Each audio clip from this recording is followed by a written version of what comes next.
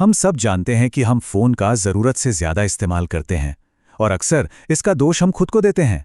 इसे अपनी एक पर्सनल कमी मान लेते हैं। लेकिन एक पल के लिए सोचिए, क्या हो अगर ये हमारी गलती है ही नहीं? क्या हो अगर एक सोची समझी डिज़ाइन का नतीजा हो? एक ऐसी लड़ाई जो हमारे ध्यान के लिए हर रोज़ हर पल लड़ी जा रही है। इस लड़ाई का असर देखिए। दुनिया में हर 4 में से एक इंसान अपने फ़ोन से इस कदर जुड़ा हुआ है कि उसके इस्तेमाल को प्रॉब्लमैटिक कहा जा सकता है। ये कोई मामूली आंकड़ा नहीं है, ये 15 लाख से ज़्यादा लोगों पर की गई एक रिसर्च का चौंकाने वाला सच है। तो आखिर सवाल ये उठता है कि इन डिवाइसेस में ऐसा क्या है, इन्हें नीचे रखना इतना मुश्किल क्यों हो गया है? इस विश्लेषण में आइए इसकी जड़ तक चलते हैं। इसका जवाब शुरू होता है एक दौड़ से, जिसे कहते हैं दी अटेंशन रेस। हमारे फ़ोन का ये खिंचाव कोई इत्तेफाक नहीं है। ये एक बहुत बड़े और बहुत शक्तिशाली इकोनॉमिक सिस्टम का हिस्सा है। इस सिस्टम को दी अटेंशन इकोनॉमी कहते हैं। यहाँ कंपनीज हमारे सीमित ध्यान को, हमारे फोकस को कैप्चर करती हैं और फिर उसे एडवर्टाइजर्स को बेच देती हैं। मतलब इस पूरे खेल में हम यूज़र नहीं हैं। हमारा अटेंशन, हमारा वक्त वही असली प्रोडक्ट है जिसे बेचा जा रहा है। तो ये सिस्टम काम कैसे करता है? बिल्कुल सिंपल है। हमारे दिमाग के फील गुड केमिकल यानी डोपामिन के जरिए।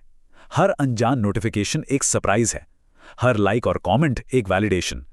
इनफाइनाइट स्क्रॉल तो जैसे कभी ना खत्म होने वाला समंदर है।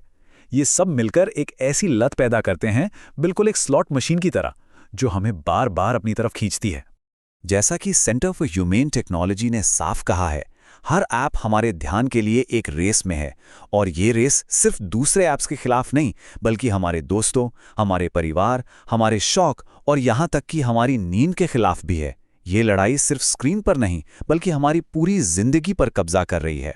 और इस लगातार दौड़ की, इस कांस्टेंट कनेक्शन की एक कीमत है, एक असली कीमत, जिसे हम अपनी रोजमर्रा की जिंदगी में चुका रहे हैं। आइए देखते हैं इसकी असली दुनिया में क्या कीमत चुकानी पड़ रही है। आपने फ्लो स्टेट के बारे में सुना है। ये वो स्थिति है जब हम किसी काम में इतना डूब जाते हैं कि वक्त और जगह सब कुछ भूल जाते हैं। ये डीप फोकस का स्टेट है। लेकिन रिसर्च कहती है कि फोन का सिर्फ एक छोटा सा बीप या एक हल्का सा वाइब्रेशन भी इस फ्लो को तोड़ने के लिए काफी है, जिसके बाद वापस उस गहरे फोकस को पाने में कई मिनट लग जाते हैं।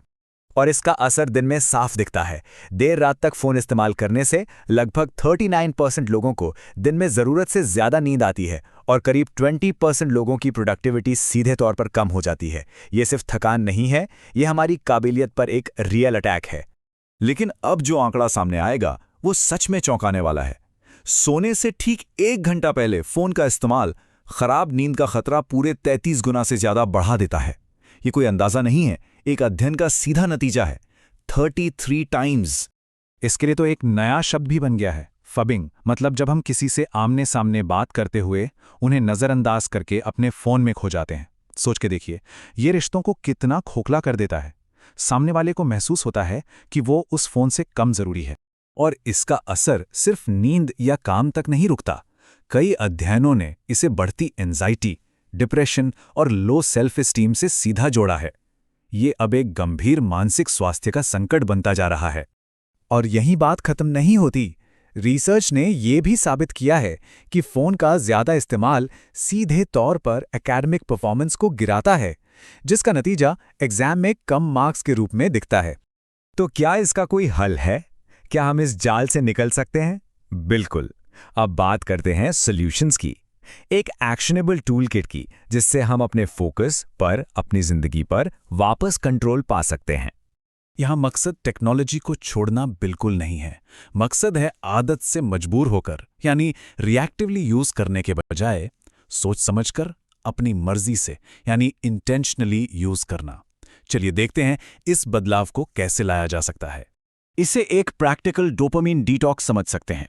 इसमें हम कुछ सीमाएं बनाते हैं, गैर जरूरी नोटिफिकेशंस को बंद करके, घर में नो फोन जोन्स बनाकर, जैसे बेडरूम या डिनर टेबल, ऐप्स चेक करने का एक समय तय करके, और सबसे जरूरी, सोने से 1 घंटा पहले स्क्रीन को अलविदा कहकर। ये छोटे छोटे कदम हमें कंट्रोल वापस देते हैं। और कुछ बदलाव तो आज से ही शुरू किए जा सकते हैं, जैसे स्क्रीन को कम आकर्षक बनाने के लिए ग्रे स्केल मोड ऑन करें, फोन को बेडरूम के बाहर चार्ज करें, सुबह उठकर पहला 1 घंटा फोन से दूर रहने की कोशिश करें, और सिंगल टास्किंग यानी एक वक्त पर एक काम करने की प्रैक्टिस करें। ये छोटे बदलाव मिलकर बड़ा असर डालते हैं। आखिर में सारी बात इस एक विचार पर आकर रुकती है कि हमारा ध्यान हमारी सबसे कीमती संपत्ति है और इसकी रक्षा करना, इसको बचाना बहुत जरूरी है। तो ये विश्लेषण इस एक सवाल पर आकर खत्म होता है। आज वो कौन सी एक छोटी सी सीमा है, वो कौन सी एक हद है जो टेक्नोलॉजी के साथ बनाई जा सकती है अपनी इस अनमोल संपत्ति को, अपने ध्यान को वापस पाने की शुरुआत करने के लिए।